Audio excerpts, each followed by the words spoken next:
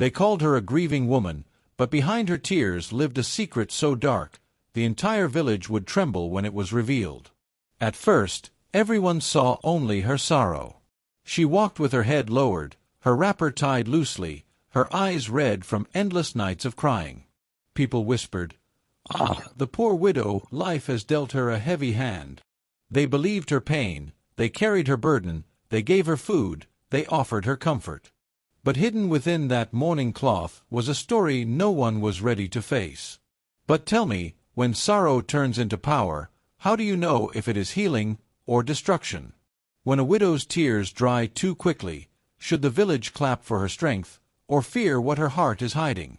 This is the tale of a woman whose grief became her weapon, and whose shadow stretched longer than the walls of her compound. Her name was Nina, and after the sudden death of her husband, she became the picture of sorrow. The village gathered around her, as custom demanded. Women carried pots of soup to her doorstep. Men offered firewood and grain. Children were told, "Go and help the widow sweep her compound." Everyone believed it was their duty to comfort her. And so, with every passing day, she received food, kindness, and the soft words of a people who pitied her. But pity has a way of turning into power. The same villagers who wiped her tears began to lean on her words. They said, "She has suffered, she must know the truth of life." So they listened when she spoke. They trusted her advice when disputes arose. And slowly, Nina was no longer just the widow. She became a voice in the marketplace, a presence in the village meetings, a figure whose nod could settle quarrels. Still, not every heart rested easily around her. Some whispered about how quickly her husband had gone. Others wondered why her mourning cloth was exchanged for brighter wrappers so soon. At night, those who lived closest to her compound said they heard the sound of chants, muffled drumming, or the cry of animals when the moon was high. But such whispers rarely traveled far. For in the daylight, she greeted everyone with a gentle smile, and the villagers told themselves, "Perhaps grief makes a person behave strangely." One elder, however, shook his head and warned, "A river may look calm, but the crocodile does not advertise its teeth." His words were dismissed, drowned in the comfort of thinking the widow was simply trying to rebuild her life. And yet, the crocodile beneath the water was already waiting. At first, people thought Nina's strength came only from her survival.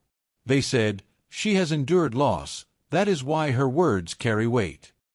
But as months passed, her voice grew sharper and her presence heavier.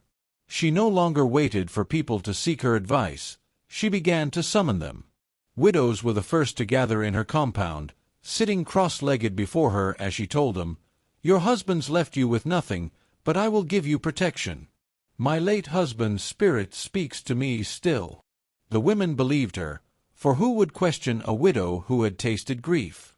She asked them to bring tokens, small gifts of yam, palm oil, or cloth. And each time they came, she whispered prayers over their heads, sometimes pressing strange powders into their palms. Soon, widows who once cried at the edges of the market now boasted that they had the widow's blessing. Young men, too, were drawn to her. She promised them strength for wrestling contests, charm to win brides, or favor in hunting. In return, they obeyed her without question.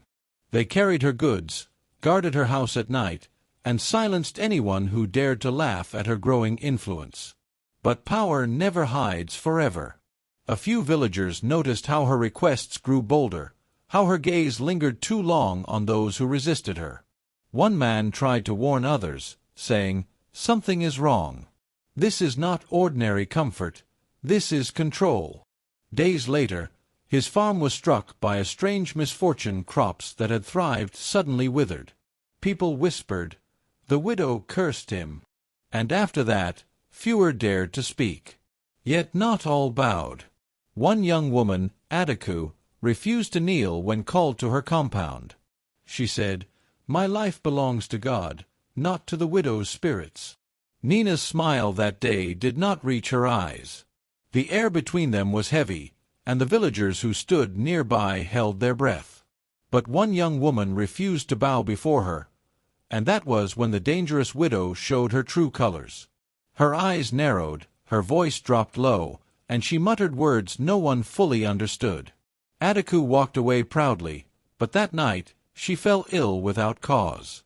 Whispers spread like harmattan fire, "The widow has punished her." And so the village began to ask itself, was this about wealth?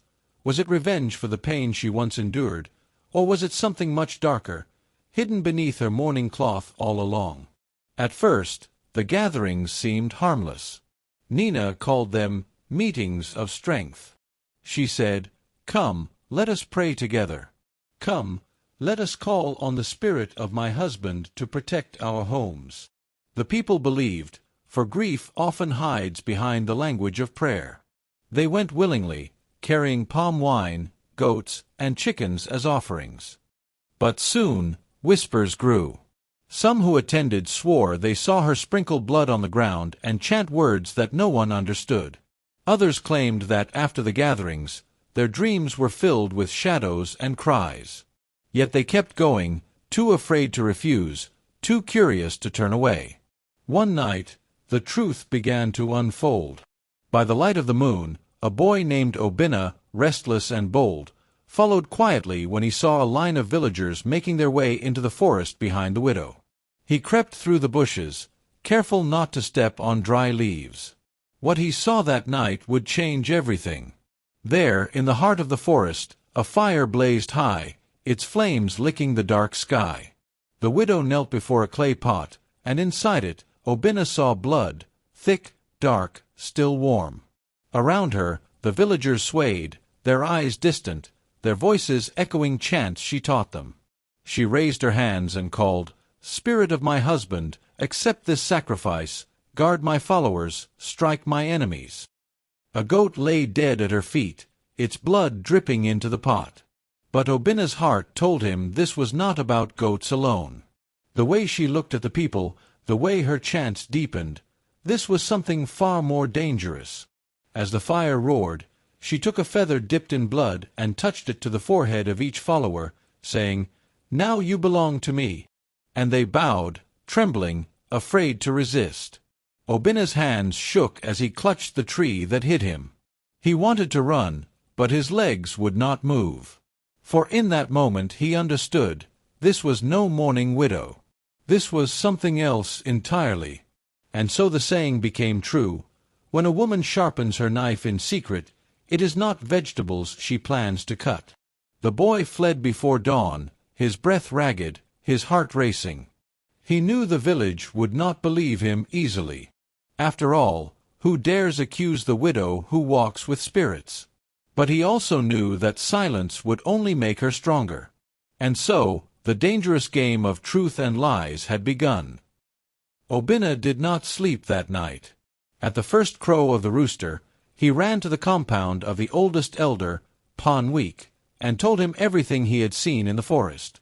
The old man listened quietly, his face unreadable, his fingers slowly stroking his gray beard.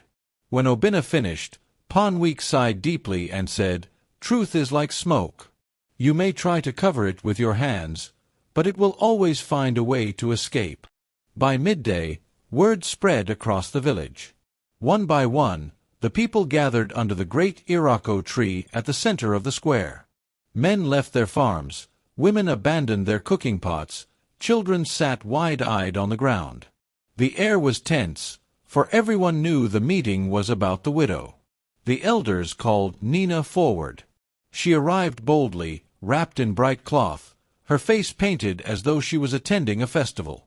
She looked at the crowd and smiled as though nothing was wrong. But the murmur of voices did not stop. Panweek stood and spoke with authority. "Nina, the widow, you came to us with tears, and we gave you comfort.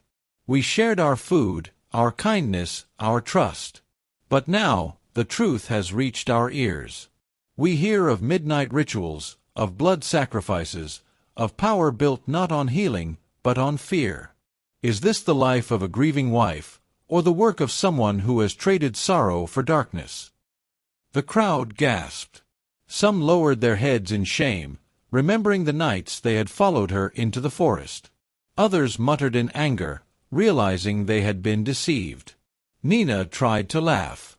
She lifted her hands and said, "These are lies. Lies from the mouth of a foolish boy. You all pitied me, and now you want to strip me of the little honor I have left." But even as she spoke, voices rose from the crowd. Women stepped forward, confessing that she had demanded their goats and threatened them with curses. Young men admitted they had seen her strange rituals. One man shouted, "She told me if I ever spoke, my child would die." The tide had turned. Sympathy melted into anger. Fear gave way to unity.